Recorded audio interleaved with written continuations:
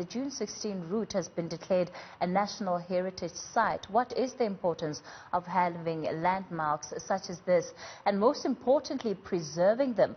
We're joined by Phill Mashabane, who is the designer of the iconic Hector Pieterson Memorial Museum and other landmarks in the country. Phill, good evening. It's a pleasure to have you on News at Prime tonight. When you are embarking on a project that is supposed to help in preserving memory, but also that has so much that has gone into it and different things resonating for different people, what kind of approach do you take? Well, good evening, and good evening to your listeners. My name it's Phill Mashabane, not Mashabane. Sure.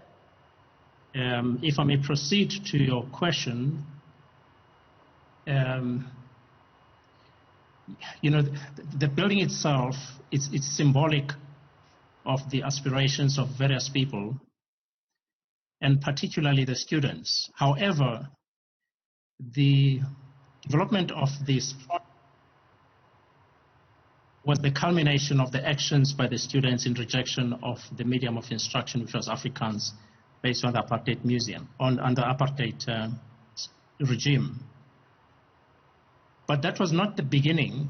This has started as early as 1951, when at the graduation of Mr. Robert Sobukwe, when he articulated very clearly that he is aware that the apartheid system is crafting a different education system for Africans, which was called Bantu education. And of course, that was made law in 1953. But in between that period, it was vigorously opposed by the Lion of Africa, Mr. Zef Mutuping, who then, of course, as a Pan-Africanist, he opposed Bantu education. And he saw the seed, of course, throughout, and that was confirmed by Judge Carl Lewis, who sentenced him in 1979 by the words that we are aware, and you are well aware too, that the anarchy and the revolution of the seeds and the seeds thereof that you've planted over the period of time have culminated in 1976. Now that's a telling story. Now buildings are not about buildings only, it's about people. And similarly with the Hector Pieterson Memorial, it is not just a building standing there, it's about the history dating far beyond 1976, wherein Africans were subjected to some form and shape of a type of education which was intended to subjugate them in many ways. Therefore, in short to your answer, buildings are not just structures that stand there. It is the aspiration of the people, it is the desire of the people, and as much as they begin to represent the morality around the spaces around them. It's such an interesting point that you're making, because when one even walks through the Hector Pieterson Memorial Site, there are different things at different points which one sees are deliberately being amplified. How do you begin to choose what you give voice to and how you give voice to it?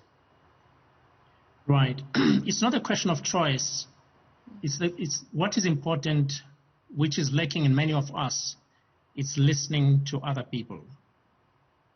When we developed the Hector Pieterson Memorial, we identified the need because initially it was a cenotaph in the middle of an island traversed by roads.